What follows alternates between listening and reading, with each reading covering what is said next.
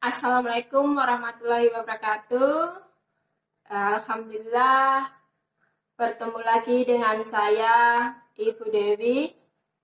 Semoga kalian di sana diberikan kesehatan, kalian dalam kondisi yang sehat, dalam kondisi yang baik-baik saja, dan tetap semangat untuk mengikuti pembelajaran kali ini. Kali ini kita bertemu di tahun ajaran baru, yaitu tahun ajaran 2020-2021. Yang kemarin masih kelas 11, sekarang sudah kelas 12 ya. Oke, untuk materi kali ini, kita akan mempelajari tentang dimensi 3. Bab dimensi 3 ini, kita nanti akan belajar tentang 3 hal. Yang pertama adalah jarak antara titik dengan titik. Yang kedua adalah jarak antara titik dengan garis. Dan yang ketiga adalah jarak antara titik dengan bidang. Mudah-mudahan kalian setelah menyimak video ini, kalian lebih paham ya. Oke, langsung saja kita mulai ya. Dimensi 3 mengenai jarak. Setelah menyaksikan tayangan ini, saya harap kalian dapat menentukan jarak antara unsur-unsur dalam ruang dimensi 3, khususnya jarak antara titik ke titik. Oke, perhatikan jarak titik ke titik pada gambar ini. Misalkan saya punya titik A dan titik B, kemudian dihubungkan. Nah, ini merupakan jarak 2 titik. Jadi, jarak 2 titik adalah panjang ruas garis yang menghubungkan titik A ke titik B. Oke, pada materi jarak titik ke titik ini nanti akan lebih mudah jika kalian menggunakan rumus Pythagoras. Tetapi tidak semua ya. Jadi ada beberapa hal yang bisa dikerjakan atau lebih mudah dikerjakan tepatnya dengan menggunakan segitiga Pythagoras. Perhatikan ini contoh berikut ini. Contoh. Diketahui kubus ABCD EFGH dengan panjang rusuk A cm.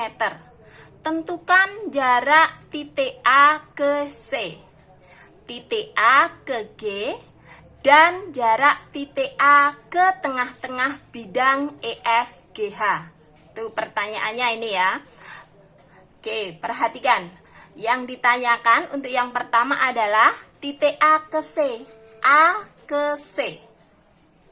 Jaraknya berapa? Kemudian yang kedua titik A ke G. A ke G. Kemudian yang ketiga yang ditanyakan adalah jarak titik A ke tengah-tengah bidang EFGH. A-nya di sini, bidangnya EFGH. Tengah-tengahnya ada di sini. Berarti ruas garis yang kita cari nanti adalah ini. Dibangun ruang ini, seperti yang saya sebutkan tadi, akan lebih mudah mencari jarak titiknya menggunakan segitiga Pythagoras. Tentunya kalian harus tahu di manakah letak siku-sikunya, itu kuncinya. Ya, jadi kunci dari segitiga Pythagoras itu kita tahu letak siku-sikunya. Siku-siku itu syaratnya apa? Siku-siku itu syaratnya adalah tegak lurus. Tegak lurus. Misalkan misalkan ini ya, segitiga ABC. Segitiga ABC. Maka siku-siku di mana? Siku-siku di B. Kenapa? Karena tegak lurus garis AB itu tegak lurus dengan BC. Begitu? Paham? Ya. Kemudian contoh lagi, kalian juga tentunya harus tahu juga mana sih yang namanya diagonal ruang, mana sih yang namanya diagonal sisi. Ya, diagonal sisi itu contohnya ini, AC. Titik A ke C ini namanya diagonal sisi. Berarti apalagi? B ke G ini juga diagonal sisi. Mana lagi? HF, EG, AH, DE, dan seterusnya. Nah, itu namanya diagonal sisi. Kemudian diagonal ruang itu yang kayak apa? Diagonal ruang itu letaknya di sini. Contohnya, titik A ke H, ke G, titik A ke G. Ini namanya diagonal ruang. Atau B ke H. Ada lagi yang bisa nyebutkan? C ke E. Ya, paham? Nah, itu namanya diagonal ruang. Oke, kembali ke contoh. Pertanyaan tadi adalah berapa jarak A ke C? Ini masuk apa? Diagonal sisi, betul. Oke, pembahasannya ini ya. Yang ditanyakan yang pertama tadi adalah ini. Jarak titik A ke C. Perhatikan seperti yang saya bilang tadi, bahwa segitiga ABC ini, segitiga ABC ini siku-siku di B. Jadi untuk mencari ruas garis A ke C itu bisa menggunakan segitiga Pitagoras. Karena kenapa kok bisa? Kan ini siku-siku, jadi ini miring. Rumusnya apa? Saya yakin kalian ingat semua. Rumusnya misalkan AC ya, ini garis miringnya AC, berarti rumusnya AB kuadrat, akar dari AB kuadrat ditambah BC kuadrat. Oke, tadi diketahui berapa AB-nya? AB-nya adalah A. Berarti tinggal dimasukkan saja. AB kuadrat sama dengan A kuadrat ditambah A kuadrat. A kuadrat tambah A kuadrat adalah 2A kuadrat. Ketika diakarkan, hasilnya 2-nya tetap akar karena tidak ada nilainya. A kuadratnya kalau diakar jadi tinggal A. Habis ya, akar sama kuadrat jadi tinggal A. Untuk 2-nya tetap akar 2. Jadi tadi kesimpulannya yang ini AC tadi termasuk apa sih? Diagonal sisi. Jadi kalau kalian perhatikan, kalau misalkan ada soal model kayak gini, misalkan ada angkanya misalkan A-nya saya ganti 4. Diketahui panjang AB-nya 4 cm. Tentukan panjang jarak antara titik A ke C. Langsung saja kalian tahu.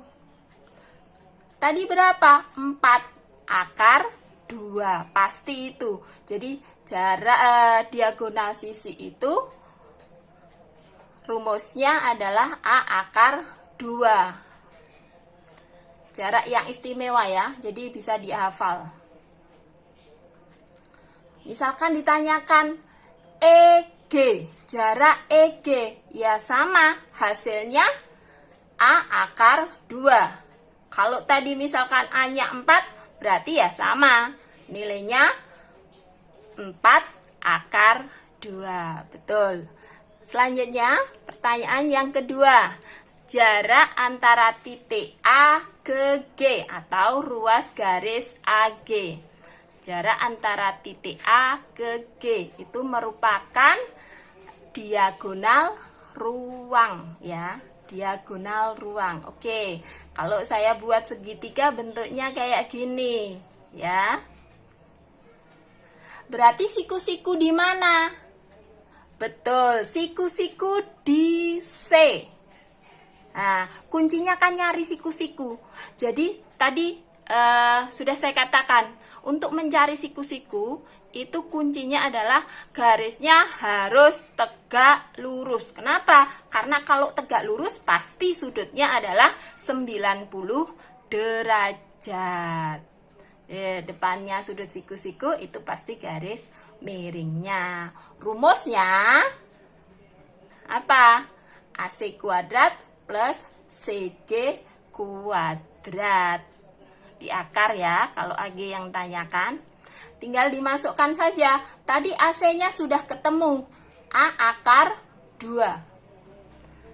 Dikuadratkan ditambah dengan CG. CG-nya adalah A kuadrat.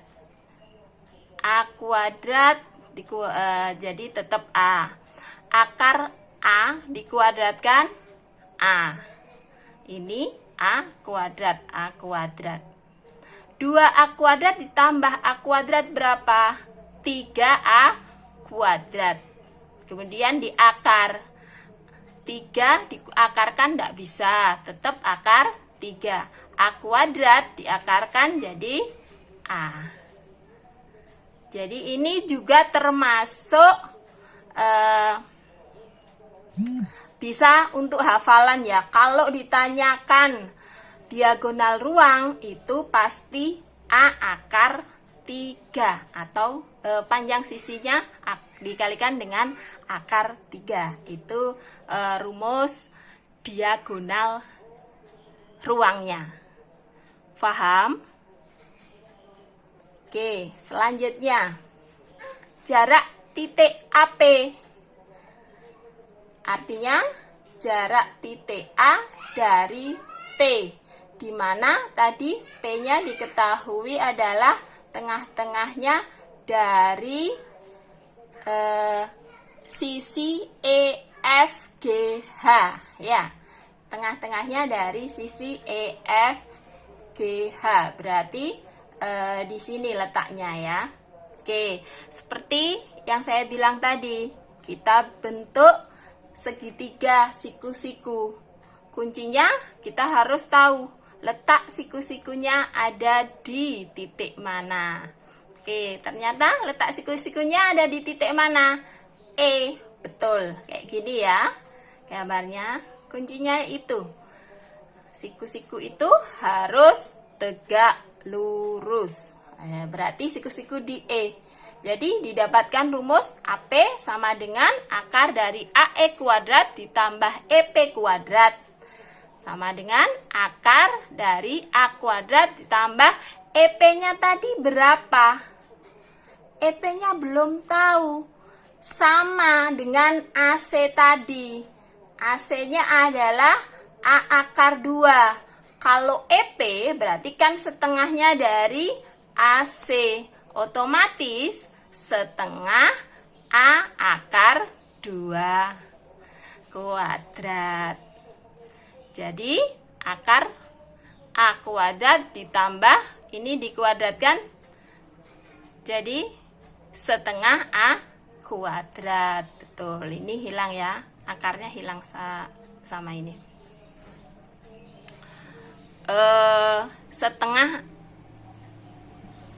Setengah kali akar 2 dikuadratkan, kemudian A-nya juga dikuadratkan. Setengah akar 2 dikuadratkan itu kan tinggal setengah. Kemudian tinggal dijumlah.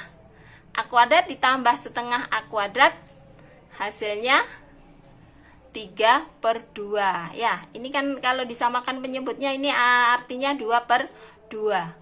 2 tambah 1, 3. Betul. Ketika diakar, hasilnya adalah setengah A akar 6. Jadi, jarak A ke P itu besarnya adalah setengah A akar 6. Ini juga jarak yang istimewa, ya. Sampai sini ada yang ditanyakan? Jadi untuk mencari jarak titik ke titik itu bisa menggunakan segitiga Pitagoras, meskipun tidak semuanya. Contohnya, misalkan ditanyakan jarak titik D ke H, tidak perlu pakai Pitagoras. Berapa nilainya? A. Kenapa? Karena sisinya itu sama, AB ya. Kan ini kubus, berarti A, B, B, C, D, H itu panjangnya sama. Baik, sekarang mengenai gambar. Biasanya anak-anak bingung, Bu, gambarnya itu untuk ngasih kode A, B, C-nya itu boleh sembarang enggak? Tidak boleh sembarang ya. Ada aturannya. Jadi aturannya apa? Harus urut. Tapi enggak harus A-nya di depan. Yang penting urut ya.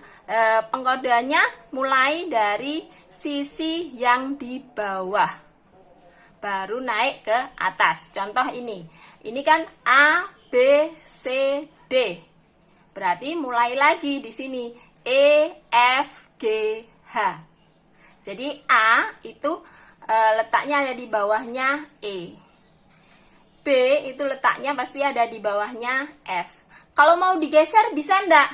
Bisa. Misalkan A-nya mulai dari sini, nggak apa-apa. Berarti A, B, C, D. Kalau A-nya mulai dari sini, muter gini, berarti untuk E-nya juga mulai dari sini. E, F, G, H. Kenapa kok harus ada aturannya itu? Karena kalau tidak ikut aturan itu, nanti hasilnya bisa tidak sama. Nah, karena tidak sesuai dengan yang diinginkan, ya. Paham? Baik, untuk selanjutnya adalah kalian saya kasih tugas. Tugasnya ada di PDF yang sudah saya kirim lewat grup WA. Kalian kerjakan halaman 12 nomor 2. Nanti kalau sudah dikirim ke saya, difoto ya. Jangan lupa dikasih nama dan kelas. Di lembar bukunya dikasih nama dan kelas. Oke, mudah-mudahan pelajaran hari ini kalian bisa paham, kalian mengerti. Tetap semangat ya. Saya akhiri. Sekian. Wassalamualaikum warahmatullahi wabarakatuh.